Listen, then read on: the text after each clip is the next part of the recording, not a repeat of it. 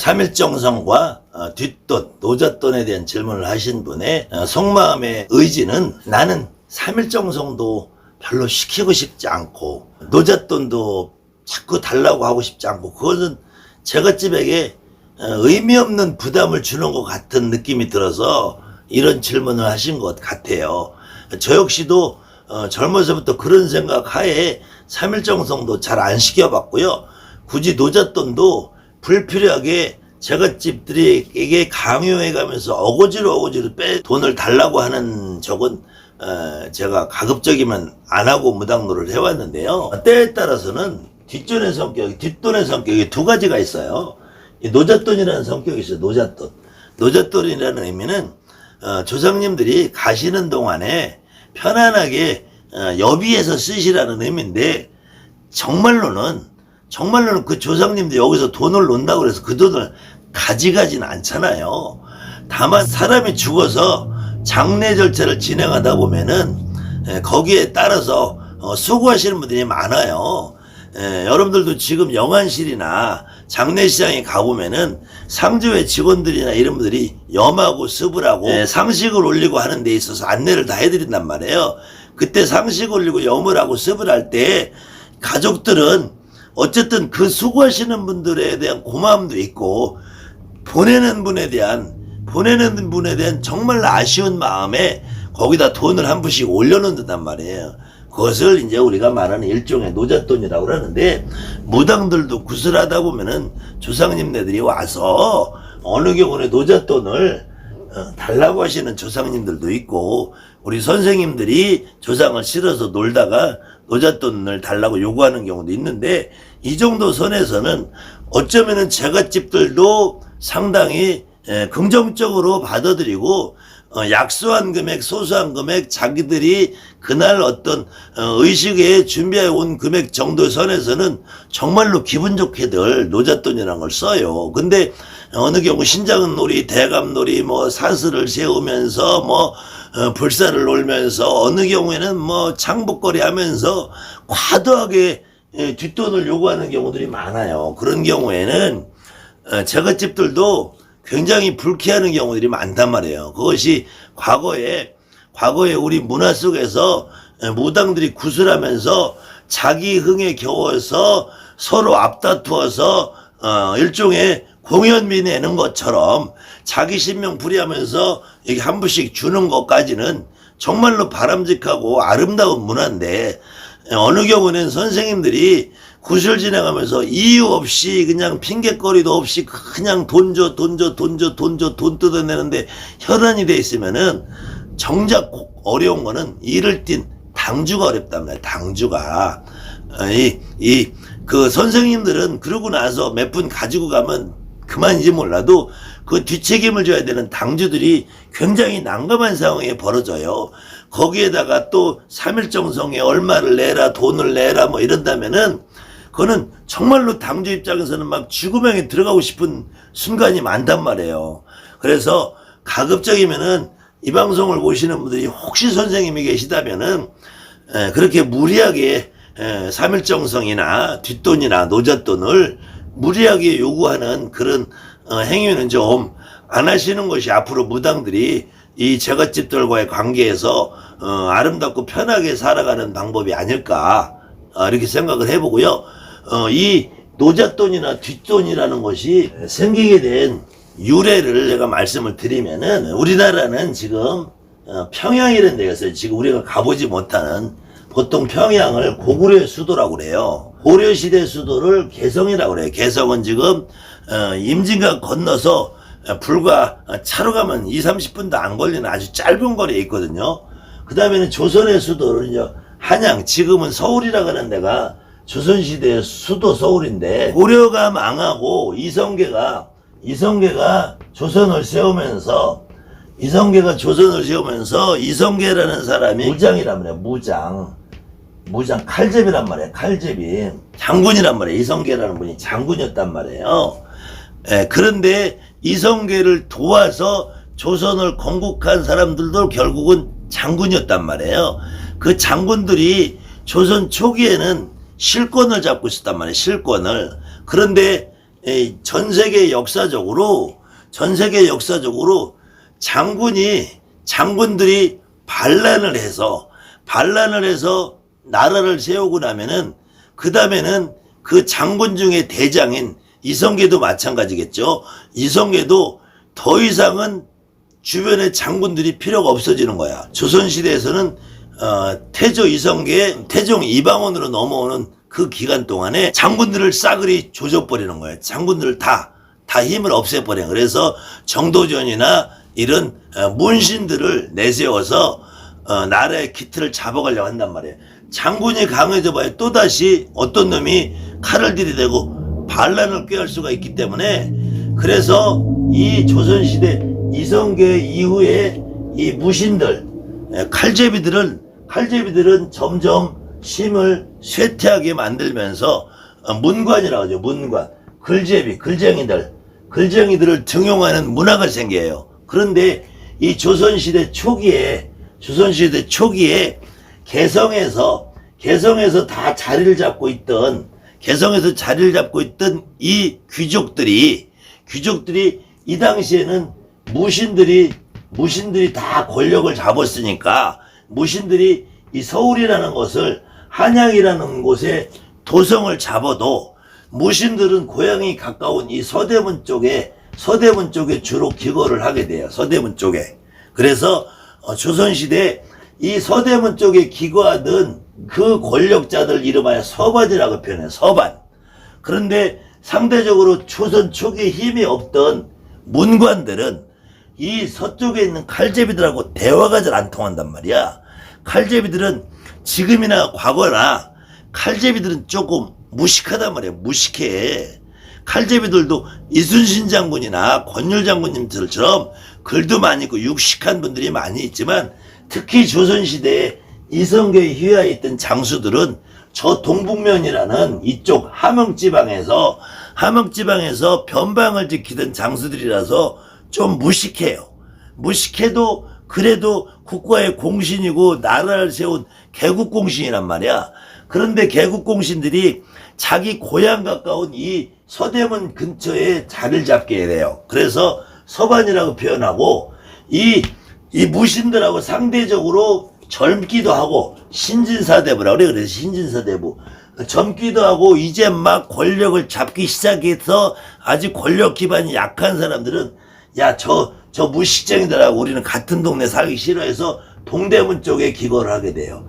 그래서 이거를 보통 동반이라고 해요. 동반. 그래서 보통 우리가 조선시대 양반 할 때 동반과 서반을 합쳐서 양반이라고 하라는 거예요. 그때 이 양반이라고 할 때 이 양반 문화가 그대로 무당 세계에서도 이어져 내려와서, 그래서 서쪽에서 주로 구슬하시는 분을 이름하여 우리가 서쪽문서 그래요. 서쪽문서. 한양구선. 그 다음에 서쪽문서 또는 구파발문서를 가진 무당들이다. 그래서 서쪽 구슬 하시는 분이다. 어떤 분은 동쪽문서, 이 동쪽문서는 다른 말로 보통 각심사본이라 그래요. 각심사본.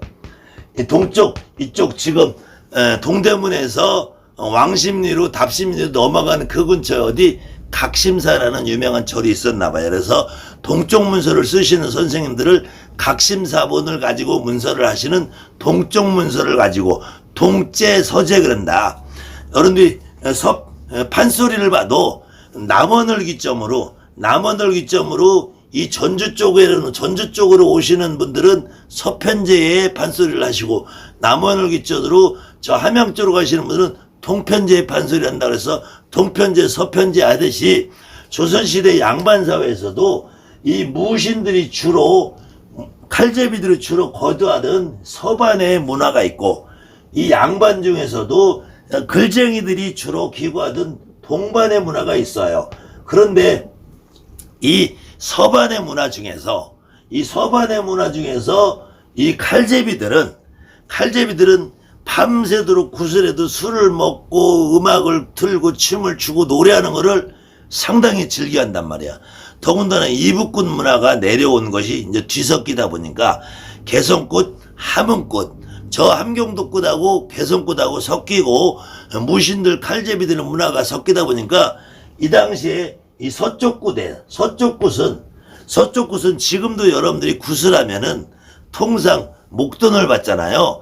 100만 원이든 1000만 원, 1억이든 무당이 목돈을 받아서 그 돈에서 음식상 차리고 거기 선생님들 수고비 주고 그렇게 굿을 진행하는데, 이 서쪽굿은 특징상 목돈이라는 게 없었답니다. 그래서 서쪽굿은 이 제갓집에서 양반네가 됐든 상인이 됐든 평민이 됐든 제갓집에서 음식상을 차려놓고 준비를 해놓고 무당들은 악기나 신복을 가져와서 굿을 진행을 하는데, 그 굿을 재밌고 즐겁게 하면서 그때 굿을 정말로 흥겹고 재밌게 조상도 잘 지르고 잘 놀고 해주는 그 무당들에게는 이때 서쪽에 계신 무신의 양반님네들은 그 무당들에게 팁을 주는 개념으로 돈을 줬다 그래요.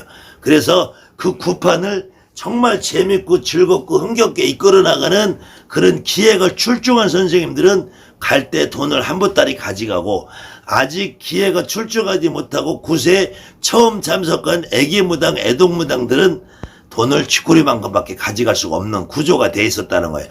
그래서 그것이 이제 뒷돈 문화로 형성이 됐는데, 이 동쪽에서는 이 글을 하는 양반님네들이 점잖고 조용하고 깔끔하고 깨끗한 걸 좋아하다 보니까 뒷돈이라는 것이, 야 시끄럽게 하지 말고 굿 적당하게 하고 그냥 돌아들가 하고, 자 이거면 됐지 하고 목돈을 준답니다. 그래서 그 목돈을 지금 받는 문화는 이 한양굿에서의 동쪽 문화고, 뒷돈을 받는 문화는 서쪽굿의 문화예요. 근데 그것이 지금은 목돈도 받고 뒷돈도 받고 하는 두 가지 문화가 짬뽕이 돼 있어요. 제가 실질적으로 무당이 돼서 한 5년 정도 됐을 때 저희 신엄마랑 같이 이 서쪽에서 무당 노릇을 한 40년 정도 하신 노만신 할머니가 진적을 한다고 해서 그 굿에 참여를 했는데, 그 할머니가 분명히 자기 진적을 하니까 자기가 돈을 다 쓰는 굿을 해요. 그런데도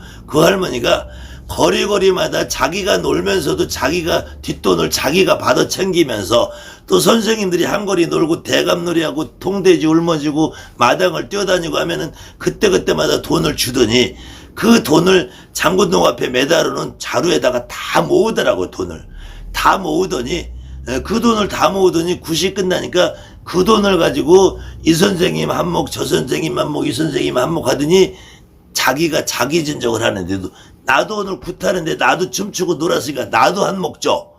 자기 돈에서 자기도 한몫을 빼가더라고요.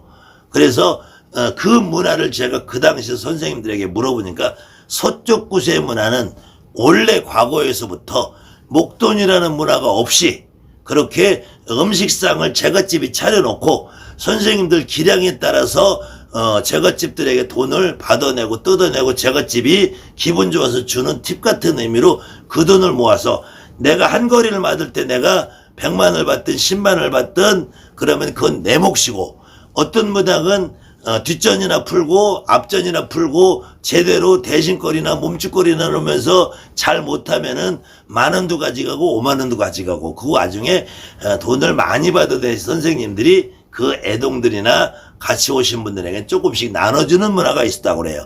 그래서 뒷돈이라는 문화는 사실은 지금 목돈을 받고 굿을 하는 문화에서는 뒷돈이라는 것은 원래는 없는 문화인데 이렇게 동쪽 굿을 하고 서쪽 굿을 하시는 선생님들이 거주 이전의 자유가 활발해지면서 동쪽에 계신 분들이 서쪽에서 굿을 하고 서쪽에 계신 분이 동쪽에서 굿을 하고, 이런 문화가 형성하면서 두 가지가 지금 다 섞인 문화가 지금 이렇게 정착이 된 걸로 봅니다. 그렇기 때문에 뒷돈이라는 문화가 그렇게 아주 몹쓸 것이고 나쁠 건 아닌데, 제갓집에게 부담을 주는 선에서 과도하게 요구하는 거는 조금 삼가해야 되지 않나, 이런 생각하라고요. 역사적인 의미로 동반서반이라는 문화가, 이 서반이라는 사람들은 조선왕조를 개국한 개국공신들인데, 이 개국공신들이 나이가 점점 늙어가니까 그 서반 문화에서도 그 자손들이나 후배들이 또 생길 것 아니에요. 그래서 이 서반에서는 이성계를 도와서 나라를 개국한 노인네들이는 노론이라는 당파와 젊은 사람들이 들어오는 소론이라는 당파가 생겨서 노론소주라는 당파가 생기고요. 동반이라는 것은 그래서 이 같은 동쪽에서도 이 더 남쪽에 사느냐 북쪽에 따라서 남인 북인이라는 네 가지가 돼서 통상 우리가 초등학교, 중학교, 고등학교 다니면서 배웠던 사색당파라는 말이 이렇게 해서 유래가 됐다고 하는 것입니다. 그래서 서반은 노론과 소론으로 갈라지고 동반은 남인과 북인으로 갈라지는 역사적인 사건이 되면서 여러분들이 조선왕조를 배경으로 한 사극 드라마를 보면은 저 노론, 저 소론 놈들, 저 남인 놈들, 저 북인 놈들 이런 말씀을 하는 거를 많이 들어봤어요. 그래서 또 사색당파 할 때 이런 역사적인 의미를 가지고 있었고요. 그 문화 속에서 양반네들 문화 속에서 구슬하면서 목돈을 받느냐 아니면 거리마다 뒷돈으로 그 우리 무당들의 수고비를 대신하느냐 그런 문화 속에서 이 뒷돈이라는 게 형성이 된 걸로 저는 예전에 노만신 선생님들한테 들었습니다. 아무튼 이 부분에 대해서는 조금 더 부연 설명을 다음 편에 한번 더 해드릴게요. 감사합니다.